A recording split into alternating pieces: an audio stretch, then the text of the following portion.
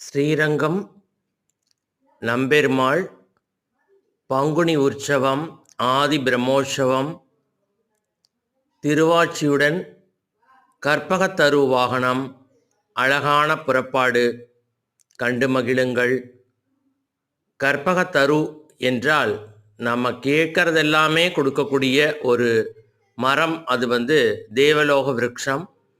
அந்த விருட்ச வாகனத்தில் நம்பெருமாள் பவனி வருகிறார்.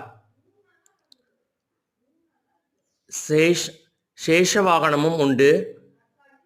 அழகிய விருபக்ஷி மாலை, பதக்கங்கள்,